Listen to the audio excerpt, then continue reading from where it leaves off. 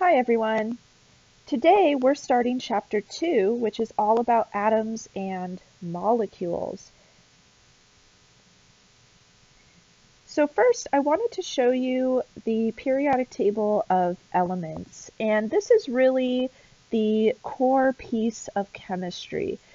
We can learn a lot of information from the periodic table of elements, and to start, we're just going to break down element by element. We're going to look at the different symbols.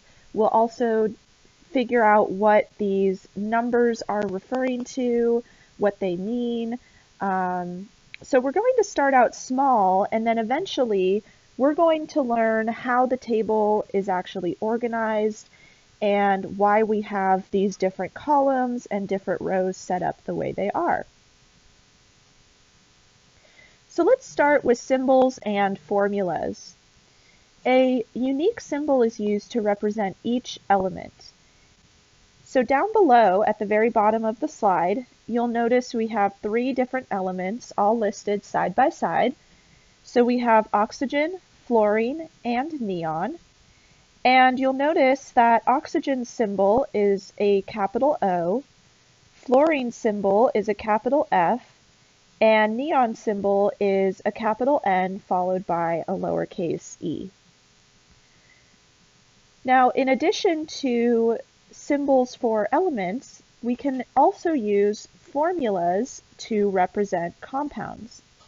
So as an example, in chapter 1, we saw H2O, which was the formula for water. And that was a combination of 2 hydrogen atoms and 1 oxygen atom. So again, a chemical symbol is assigned to each element. And the symbol is based on the name of the element and consists of 1 capital letter or a capital letter followed by a lowercase letter. So for example, sometimes we need that second letter to differentiate 2 elements. So nitrogen has the symbol capital N, and the N comes from the first letter of the name of the element. But then neon down below also starts with an N, so in order to show that it's different, we put a lowercase e next to the capital N. Now, some symbols are not going to make a lot of sense based on the name of the element, and that's because some symbols are based on the Latin or German name of the element. So in your textbook, there's a table, table 2.1, and this shows the chemical elements and their symbols. Now, it's a really long table. There's a lot of different elements. There's 118 of them. Now, not all of them might be listed here, but if we kind of go through, we'll be able to see that some of the elements and their symbols make sense. So, for instance, boron, its symbol is just a capital B, and that kind of lines up with the name. And then if we look at barium, its symbol is Ba, which is corresponds to the first 2 letters. Same with beryllium, Be, that corresponds to the first 2 letters. But then in some examples, they don't really make sense. So the symbol for iron is Fe, and there isn't an F or an E in iron. But the original name of iron was ferrum, and there is an F and an E in that name. In another example, sodium has the symbol Na, and there isn't an N or an A in sodium. However, the original name of sodium was natrium, and in fact, other countries still use the name natrium for sodium. Now, my favorite one by far is lead. Lead has the symbol Pb, which comes from its Latin name, plumbum, And I kind of wish we still called lead plumbum. I think that would be much more interesting. But anyway, if we go back to the periodic table of elements, I would like you to know the symbols and names for the first 3 rows of elements.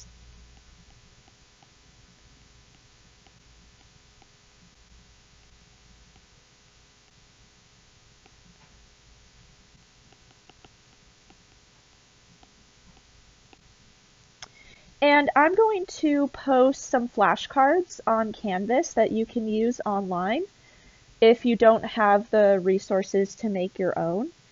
But then I'm also going to post a fun quiz. If you've heard of the website Sporkle, Sporkle has a lot of different quizzes.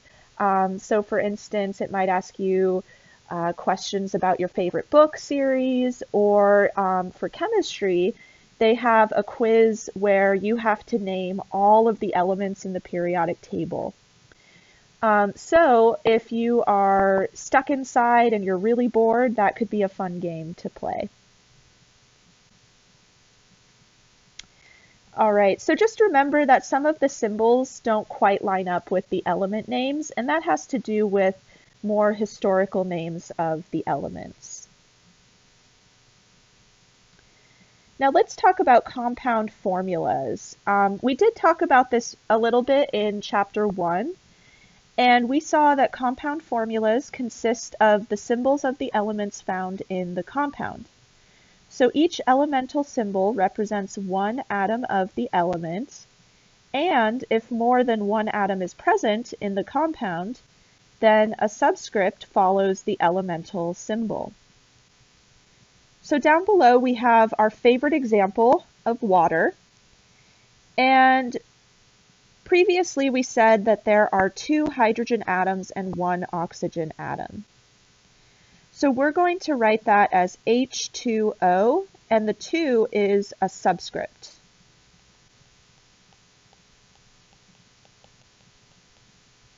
So that subscript of 2 indicates that we have 2 hydrogen atoms. Now there are different ways to represent a compound. So the way that we wrote it on the far left here is the molecular formula. And then right next to that is what's called the structural formula, and that shows different connections between the atoms. So we can see that each hydrogen atom is connected to the oxygen atom. And we'll learn more about how to draw these structural formulas later on. And then next to that is something called a ball and stick model. So each atom is represented by a different colored ball. So the hydrogens are gray, and then the oxygen is red. And you can also see that the hydrogen atoms are a little bit smaller than the oxygen atom. And then there's lines in between each of the atoms, which is also showing the structural formula. And then finally, on the very far right, we have what's called a space-filling model. And space-filling models show the relative sizes of hydrogen and oxygen. So here you can really see that the hydrogens are really small compared to oxygen. And then we don't see the sticks between the atoms anymore. So this is just showing kind of how this molecule would look if all of the atoms were represented true to size.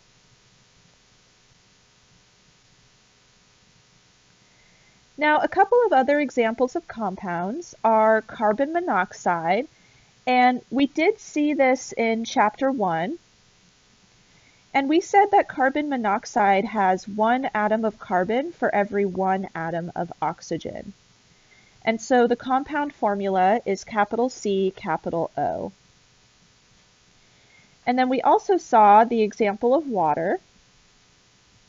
And then down below we have the example of something called ammonia, which you might have used to clean different items in your house before. So ammonia has 1 atom of nitrogen and 3 atoms of hydrogen. So we would write that as NH3, and the 3 is a subscript. And then there are even more examples in your textbook. So for instance, methane, which is natural gas, has 1 carbon and 4 hydrogen atoms. So we would write that as CH4. And then in chapter 1, we did see the example of hydrogen peroxide, which you can use to clean cuts and scrapes, or you can also use it to clean different items as well. And the formula for that is H2O2 because there are 2 hydrogens and 2 oxygens per compound.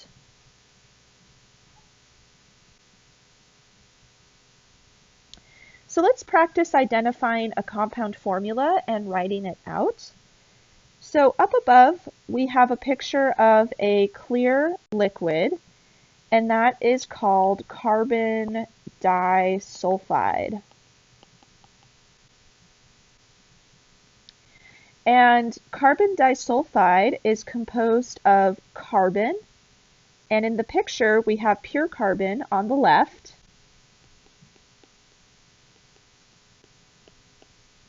so carbon in its pure form is kind of a black, dull color. And then on the right, we have pure sulfur. And pure sulfur is a yellow color, and it's also very powdery. If you've ever seen pure sulfur in real life, it also smells, so you can usually smell when there's sulfur present. Now, if carbon disulfide contains 1 atom of carbon for every 2 atoms of sulfur, what is the chemical formula for carbon disulfide? If you want to pause the video and try this on your own, you can. And then when you restart the video, we'll go over the problem together. Okay, so if we have 1 carbon for every 2 sulfurs, the formula should be capital C, and then the symbol for sulfur is capital S, and we would put a subscript 2 next to the S. So this would be CS2. Okay. Now, what's also interesting about this problem, if we look at the picture above, if we combine some of the pure carbon and the pure sulfur, we get a clear liquid, and that is really cool. In chemistry, we can start with 2 solids, and those solids are completely different colors and have completely different properties from the product when we combine them together. So just something really cool to keep in mind. Now, if we look at that sample of pure carbon, what is that sample actually made up of? Well, that block of carbon shown right there is composed of multiple carbon atoms. Oh, and this is the solution slide. So if we were able to zoom in on a sample of carbon, we would find individual carbon atoms. And within a carbon atom, there are actually 3 subatomic particles. So those 3 subatomic particles are protons, neutrons, and electrons. And these are present in every single type of atom. So even if we were looking at sulfur atoms, we would have protons, neutrons, and electrons. Now, protons and neutrons are actually tightly bound together in the atom, and they're going to be in the center of the atom, and we call that the nucleus. So down below, we have a figure of a carbon atom, And this figure is what's called a Bohr model. Oh, I spelled model wrong. Let me fix that.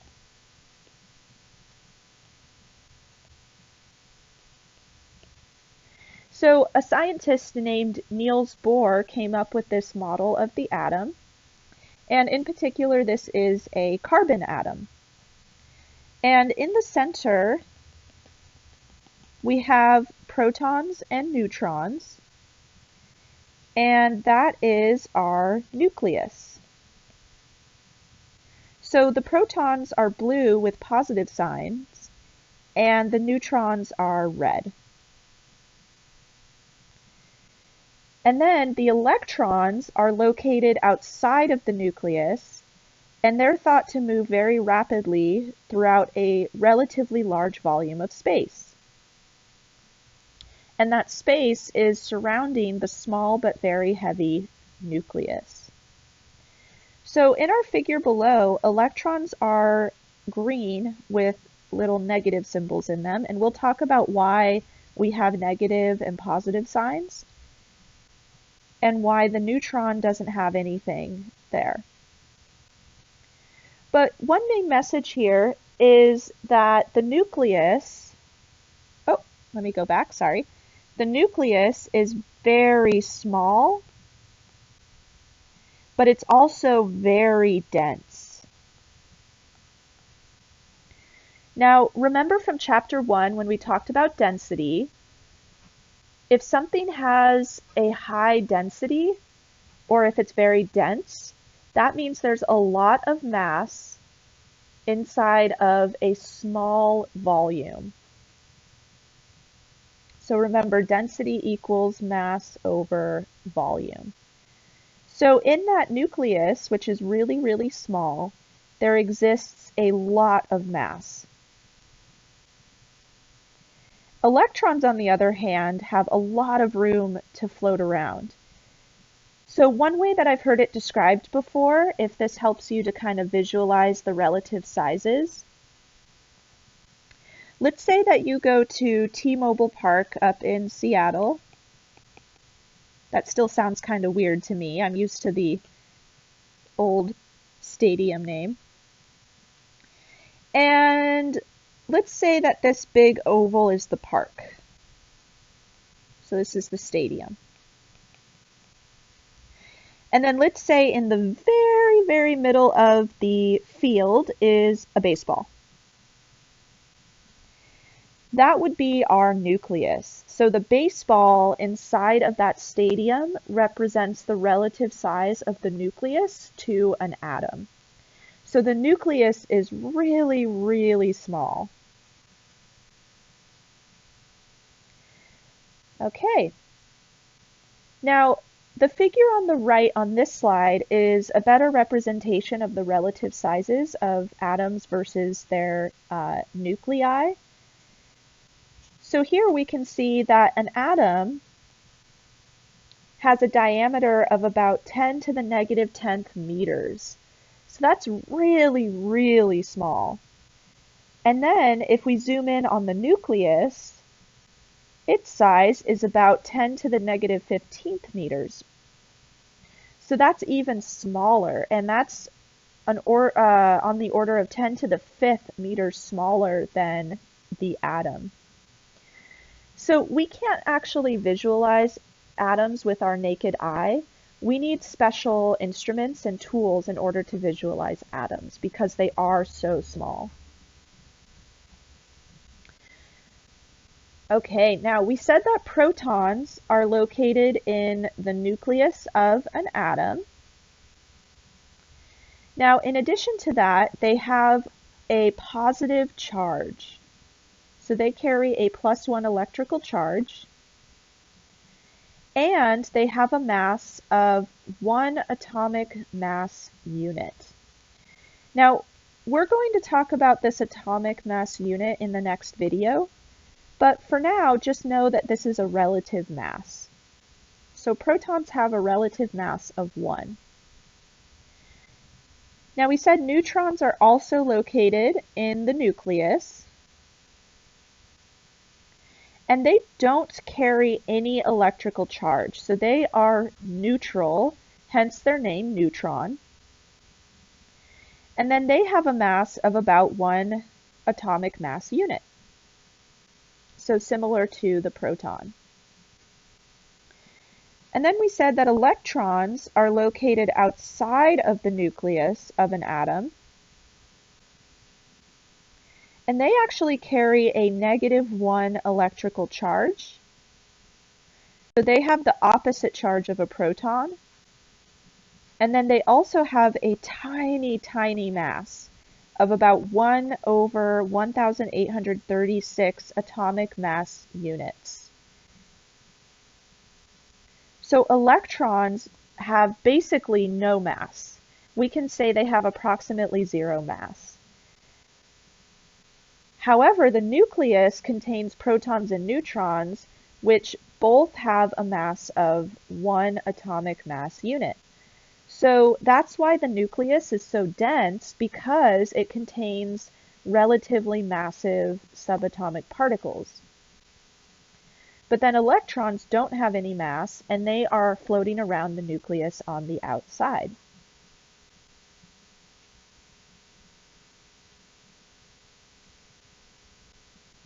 So this table in your book summarizes some of the characteristics of the different subatomic particles. So electrons, again, have a -1 charge. And we can use the symbol shown. Oh, my marker is freaking out. Oh well. So the electron, we can use the symbol E-. There we go. So the E stands for electron, and then the minus symbol stands for the negative charge on the electron. And then its mass in grams is 9.07 times 10 to the -28, which is really, really small. But instead of considering things in terms of grams, it's sometimes easier just to compare the relative masses of everything. So that's why we use this 1 over 1,836 value for mass. And again, the electron is located outside of the nucleus. And then protons have multiple different symbols we can use. So you could just write P for proton, or P plus, or H plus. So if you have a hydrogen atom with a positive sign on it, that also is equivalent to a proton. And we'll talk more about that later. So for now, I recommend using P plus as your symbol for the proton. And again, that plus sign indicates that the proton has a positive charge. And then the mass of a proton is 1.67 times 10 to the -24 grams, which is really, really small, but not quite as small as an electron. So we're just going to write the relative mass as 1. And again, remember that protons are inside of the nucleus. And then finally, neutrons, we can use the symbol N, so that's super easy. And it doesn't have an electrical charge, so it is neutral. And its mass is actually pretty equivalent to the proton's mass, so we say that its relative mass is 1. And the neutron is also located inside of the nucleus.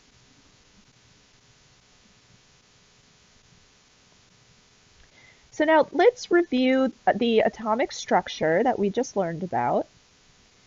And on the right-hand side, we have an image of an atom. And there's some blue and yellow spheres in the middle, and then some pink spheres that are kind of moving around.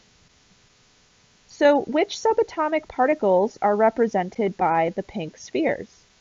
Are those neutrons, protons, or electrons? And then which subatomic particles are represented by the yellow and blue spheres? Are those neutrons, protons, electrons, or a combination of those subatomic particles. And then finally, what structure is formed by the yellow and blue spheres? So for the first question, you should have answered electrons. So the pink spheres are electrons. And then for the second question, you should have answered protons and neutrons. And for the third question, you should have answered nucleus. Okay, so we're going to stop the video there. And again, remember that I posted some flashcards for the first 3 rows of the elements on the periodic table. So I would like you to know those symbols and names. And that's just going to make the rest of the class really easy if you already know those 3 rows of chemical elements. All right, I will see you in the next video.